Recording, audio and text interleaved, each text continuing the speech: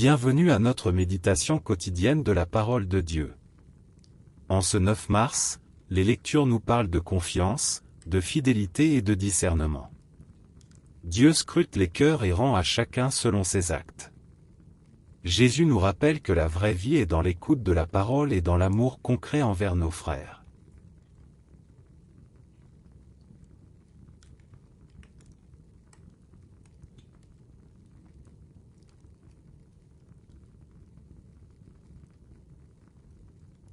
Première lecture. Lecture du deuxième livre des rois. En ces jours-là, Naaman, général de l'armée du roi d'Aram, était un homme de grande valeur et hautement estimé par son maître. Car c'est par lui que le Seigneur avait donné la victoire au royaume d'Aram. Or, ce vaillant guerrier était lépreux. Des Araméens, au cours d'une expédition en terre d'Israël, avait fait prisonnière une fillette, qui fut mise au service de la femme de Naaman. Elle dit à sa maîtresse: « Ah! Si mon maître s'adressait au prophète qui est à Samarie, celui-ci le délivrerait de sa lèpre. » Naaman alla auprès du roi et lui dit: « Voilà ce que la jeune fille d'Israël a déclaré. » Le roi d'Aram lui répondit: « Va, mets-toi en route. J'envoie une lettre au roi d'Israël. » Naaman partit donc. Il emportait 10 lingots d'argent, 6000 pièces d'or, et 10 vêtements de fête. Il remit la lettre au roi d'Israël. Celle-ci portait: « En même temps que te parvient cette lettre, je t'envoie Naaman mon serviteur, pour que tu le délivres de sa lèpre. » Quand le roi d'Israël lut ce message, il déchira ses vêtements et s'écria: « Est-ce que je suis Dieu, maître de la vie et de la mort? Ce roi m'envoie un homme pour que je le délivre de sa lèpre. Vous le voyez bien, c'est une provocation. » Quand Élisée, l'homme de Dieu, apprit que le roi d'Israël avait déchiré ses vêtements, il lui fit dire: « Pourquoi as-tu déchiré tes vêtements? Que cet homme vienne à moi, et il saura qu'il y a un prophète en Israël. » Naaman arriva avec ses chevaux et son char, et s'arrêta à la porte de la maison d'Élisée.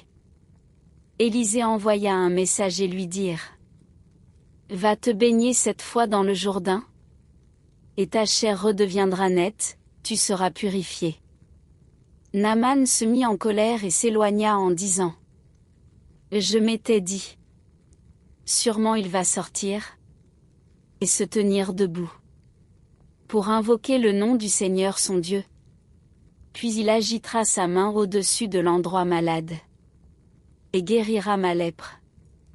Est-ce que les fleuves de Damas, l'Abana et le Parpar ne valent pas mieux que toutes les eaux d'Israël? Si je m'y baignais, est-ce que je ne serais pas purifié? » Il tourna bride et partit en colère. Mais ses serviteurs s'approchèrent pour lui dire: « Père, si le prophète t'avait ordonné quelque chose de difficile, tu l'aurais fait, n'est-ce pas? Combien plus, lorsqu'il te dit: Baigne-toi, et tu seras purifié. » Il descendit jusqu'au Jourdain et s'y plongea 7 fois, pour obéir à la parole de l'homme de Dieu. Alors sa chair redevint semblable à celle d'un petit enfant. Il était purifié. Il retourna chez l'homme de Dieu avec toute son escorte. Il entra, se présenta devant lui et déclara: « Et désormais, je le sais, il n'y a pas d'autre Dieu, sur toute la terre, que celui d'Israël. » Parole du Seigneur.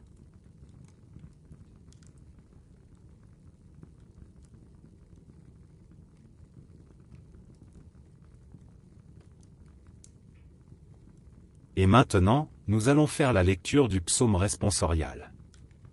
La réponse du psaume sera: « Mon âme a soif de Dieu, le Dieu vivant. »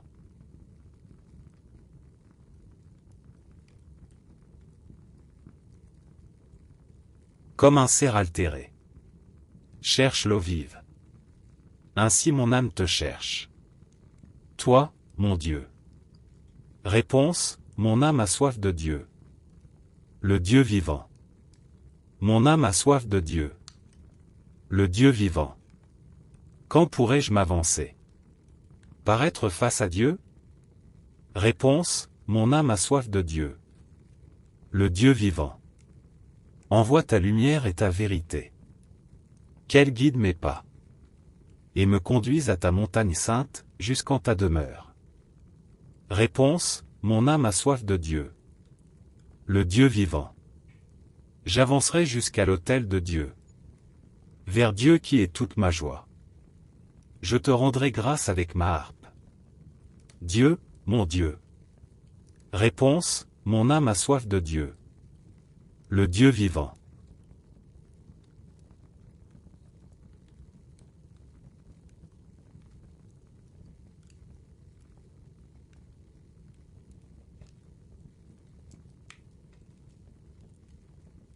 Gloire au Christ.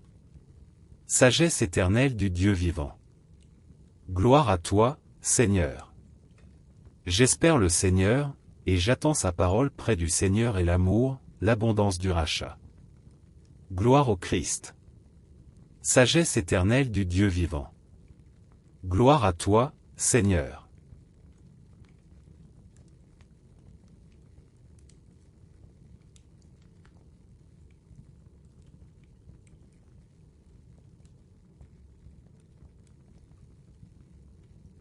Évangile de Jésus-Christ selon saint Luc. Dans la synagogue de Nazareth. Jésus déclara. Amen, je vous le dis. Aucun prophète ne trouve un accueil favorable dans son pays. En vérité, je vous le dis. Au temps du prophète Élie. Lorsque pendant 3 ans et demi le ciel retint la pluie. Et qu'une grande famine se produisit sur toute la terre. Il y avait beaucoup de veuves en Israël. Pourtant Élie ne fut envoyé vers aucune d'entre elles. Mais bien dans la ville de Sarepta, au pays de Sidon. Chez une veuve étrangère. Au temps du prophète Élisée. Il y avait beaucoup de lépreux en Israël. Et aucun d'eux n'a été purifié.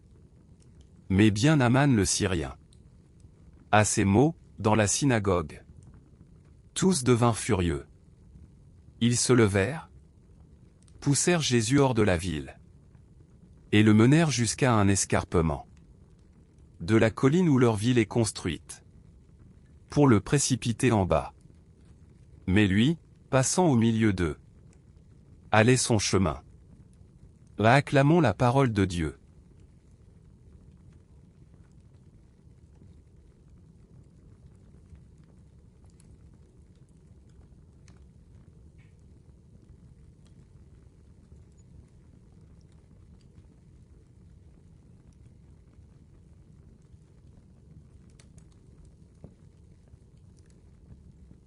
La première lecture nous rappelle une vérité fondamentale, Dieu scrute les cœurs.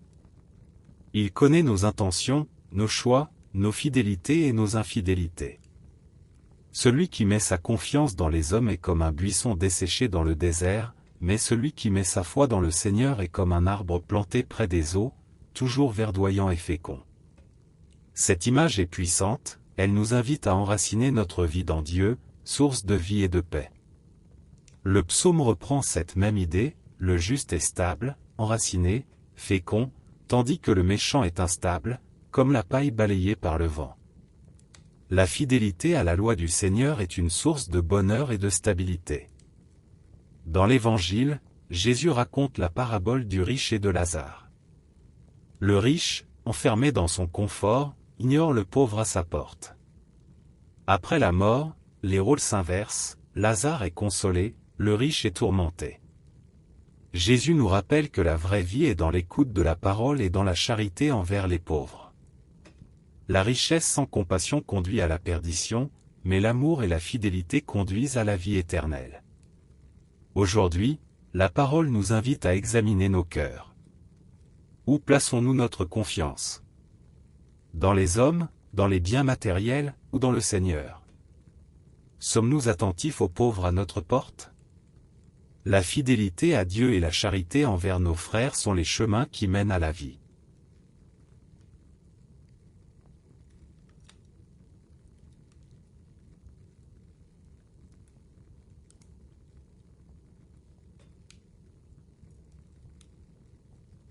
Seigneur, tu scrutes nos cœurs et connais nos pensées.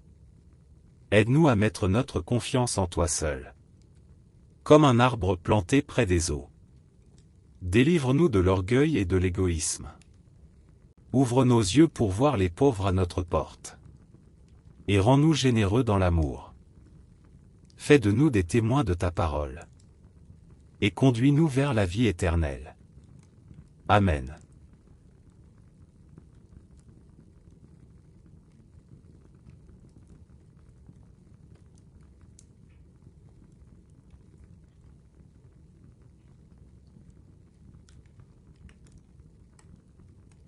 Que le Seigneur vous bénisse et vous garde. Qu'il fasse briller sur vous son visage et vous donne la paix. Au nom du Père, du Fils et du Saint-Esprit. Amen. Merci d'avoir prié avec nous aujourd'hui. Abonnez-vous à cette chaîne pour continuer à marcher chaque jour avec la parole de Dieu.